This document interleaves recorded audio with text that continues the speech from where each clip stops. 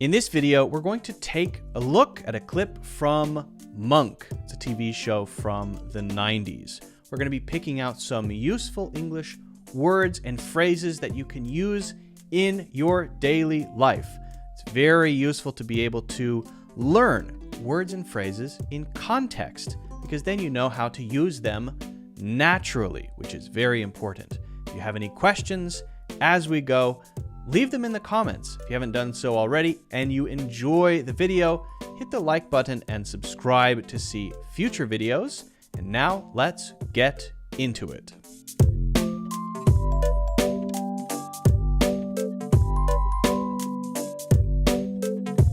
All right, so let's get into this clip from Monk. We're just going to be going through picking out useful, interesting words and phrases that we can use in all kinds of other situations too. Here we go.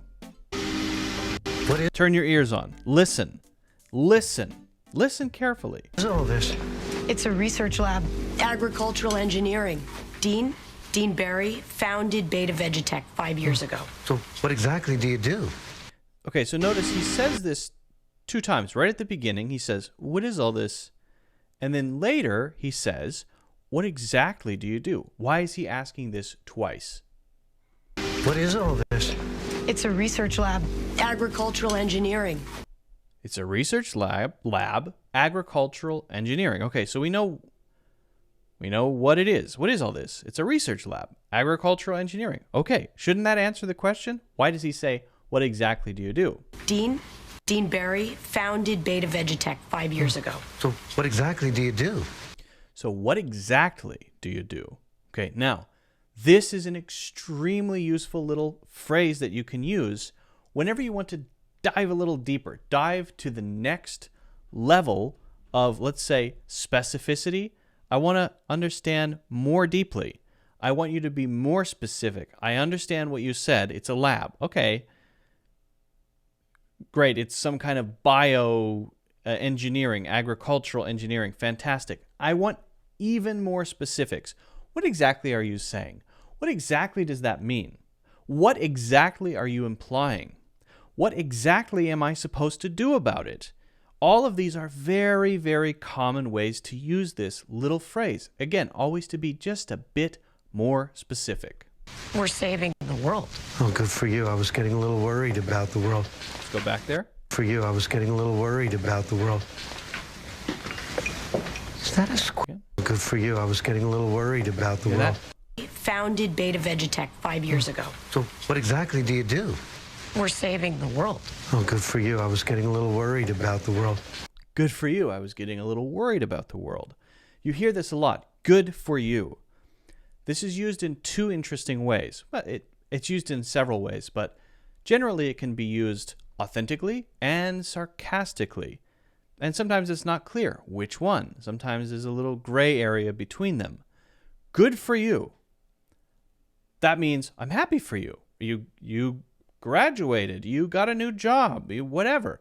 Good for you. Good for you. People say that genuinely, authentically.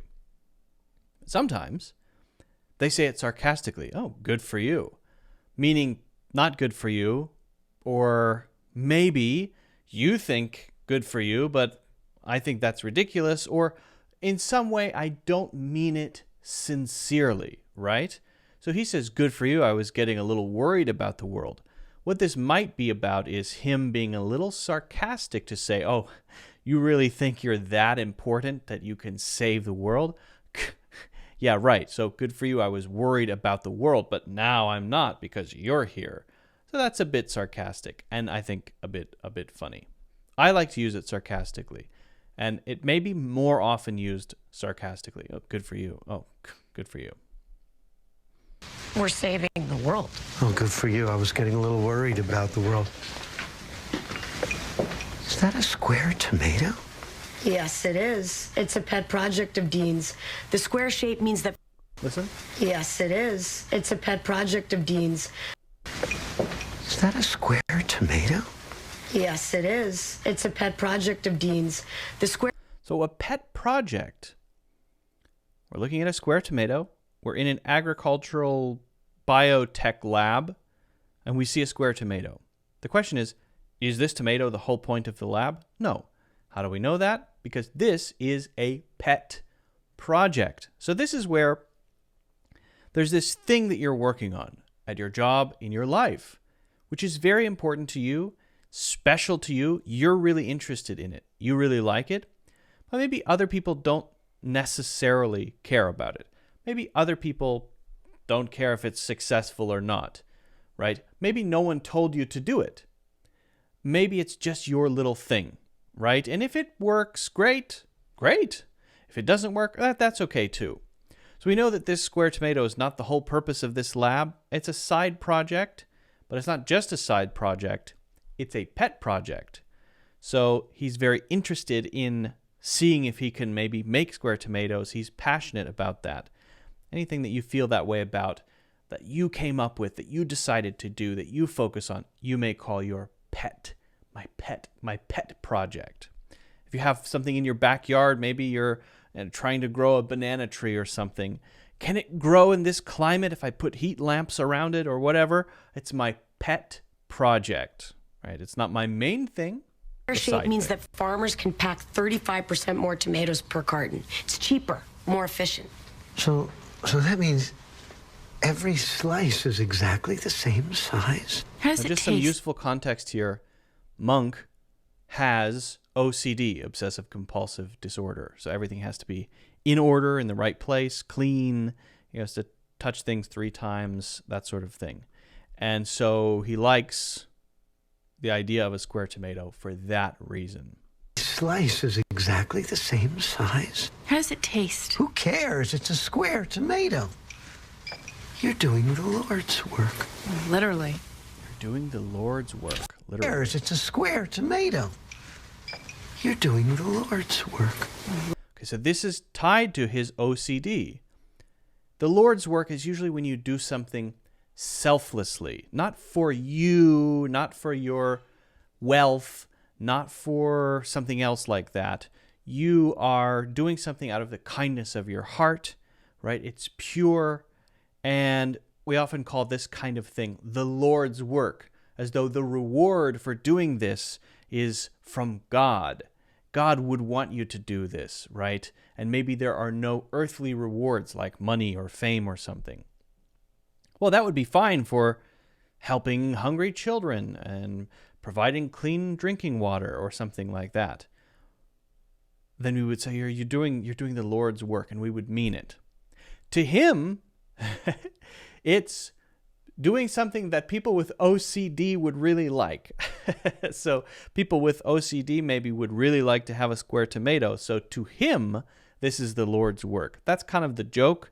The joke is that normally you would use that phrase for something that benefits hungry children. And he's saying you're doing something that benefits me as a person with OCD. Not a very, let's say, square tomatoes are not something that is in, not something that are in huge demand by people, right? It's a square tomato. You're doing the Lord's work. Literally. And she says literally because, well, engineering food, creating something, a square tomato, it's not natural. So you're creating something that is normally grown naturally, and so they're kind of acting like gods. So she's saying that's literally the Lord's work. Dean, Mr. Barry, I just wanted to say I'm sorry about the bite. We're testing new corn seed. They're genetically engineered to sprout in 20 minutes. More or less. Sorry about the bite. We're testing new corn seed. They're genetically engineered to sprout in 20 minutes. We're testing new corn seed. They're genetically engineered to sprout, boink, come out of the ground in 20 minutes. Testing new corn seed. They're genetically engineered to sprout in 20 minutes. More or less. More or less. So we use more or less when we want to pull back someone else on confidence or show that we're not necessarily confident about something yet. Maybe we will be, right? It's often used for things like time, money, amounts, right? But you could talk about your understanding of something. If you hear somebody explain something and they say, got it? You say, yeah, more or less. It's basically saying, I think I understand some things, but I'm not very confident about that, right? Or they say, you understand, I know you do. And you say, more or less, that's sort of saying, you're being too confident about me and my ability to understand. So I want to kind of make you be a little less confident in this situation, right? So they sprout in 20 minutes. That sounds like a pretty confident claim, the corn seeds. He says more or less to maybe disparage it a little bit, to say it's not quite there, or there's a lot of work to do, or maybe to show his frustration that he hasn't been able to figure it out quite yet, or that it's a long way off still, right? He's clearly very intently focused on something. So this is very useful, and it's generally used when we want to sort of say, hey, okay, let's not be too confident here. Either other people's confidence or our own, right?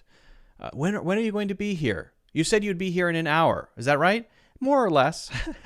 That's kind of saying no. No, but, it's not going to be 2 hours. You're seeing is going to revolutionize the agriculture industry as you know it. Congratulations on the square tomato. In 20 minutes. More or less. What you're seeing is going to revolutionize the agriculture industry as you know it. Congratulations on... Gonna revolutionize the agriculture industry as you know it.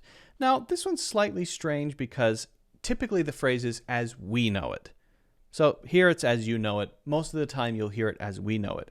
This is often for big picture things, industries, paradigms, a general understanding of something, right? This is going to change people's understanding of the universe as we know it. So this is generally how people understand the universe, and then there's some new discovery that's made, and now we have a different understanding. So it has changed our understanding as we know it. It has changed the industry as we know it. And here it's as you know it, not nearly as common as we know it. What's going to change it? I guess the corn? Okay, let's keep going. The square tomato. You want one? You could take one home. Find it myself, Mr. She said you can take one home, the square tomato. He can take a square tomato home, which is probably very exciting. Monk. I don't even know where to begin. Ellie, look at this thing. We've got nature. He's got the square tomato here. I don't even know where to begin. Ellie, look at this thing. We've got nature on the run. We've got Finally. nature on the run. Thing. We've got nature on the run. Okay. Finally. Let's stop right there. On the run. You often hear this in a crime drama or some story or plot in a movie or book or TV series where one person or group is or are pursuing another person or group, right? Criminals, for example. We've got them on the run. It doesn't have to be a criminal. Anytime someone is going after someone else and they have an advantage and the other person is trying to move away, trying to get away, trying to escape, right? And we're excited because we've almost got them. We say, we've got them on the run. We've got them on the run. It's a very exciting thing. Well, here, he's saying we've got nature on the run. We've got nature on the run means nature has, always been the provider of food and vegetables, and science is now allowing us to do crazy things. What kind of crazy things? The Lord's work, square tomatoes, things that make life for someone with OCD better. So he's expressing his excitement about this thing which most people would consider to be kind of useless. His excitement that this is going to fit perfectly on his bread and every slice is the same size, right? It's a way to say science is winning over nature, basically. We've got nature on the run. Finally. Look at that. Look. It's the perfect sandwich. Mr. Monk. Perfect. There's no overlap. There's no waste for 90-degree angles. This will virtually eliminate indigestion. Mr. Monk. Are you... This will virtually eliminate indigestion. Virtually eliminate means pretty much. anytime you hear virtually gone, virtually eliminate, right? Virtually perfect, virtually anything means, generally speaking, if it's used in this type of sentence, close enough so that it's 100%. Yeah, okay, it might not be 100% all the time exactly, right? But it's close enough so that we could say it's pretty much 100%. Maybe you could be talking about a virus which has been pretty much eradicated so that nobody gets it. It's been virtually eliminated. But that virtually there is an important word because it is different than saying eliminated. It is virtually eliminated. It is eliminated. That means it's pretty much gone. It's pretty much gone. Not 100% gone. That's generally the idea, right? So if someone says, tomorrow rain is virtually impossible. Virtually impossible means I've checked the weather report. It says 100% clear skies, sunny day, right? Yes, it could rain, but it's virtually impossible. Virtually impossible is pretty common. So virtually eliminate indigestion. Somehow there's a connection between the shape of a tomato on a sandwich and indigestion. I don't quite understand how that works, but fair enough. That's how he feels about it. Okay, let's keep going. We've got one more. Monk, are you going to help me or not? You can taste the symmetry. Please. Natalie. You can taste the symmetry. Please. Natalie. Taste the symmetry. The symmetry is when you have the left and the right as exactly the same. If there's a middle point, right, you can fold the left over the right, and they're exactly the same on both sides. If something is symmetrical, for example, someone's face, then the left side is the same as the right side, or maybe the top is the same as the bottom. I guess not for a face, but for other things. You could say it's completely symmetrical, right? That means if you put a mirror against it and you look at it in a mirror and then you look at it, and then you take the mirror away, it looks the same as it did when it was in the mirror because it's totally symmetrical. So if you have a square tomato on a sandwich, then the sandwich is now totally symmetrical. Wow, perfect. And you can taste the symmetry, which is a silly thing to say, but it's kind of funny, right? So hopefully this is all clear. Hopefully these phrases make sense. If you have any questions about how to use these naturally, let me know in the comments. If you haven't done so already, don't forget to hit the like button and subscribe. Get a free course in the links in the description, and I will see you in the next one.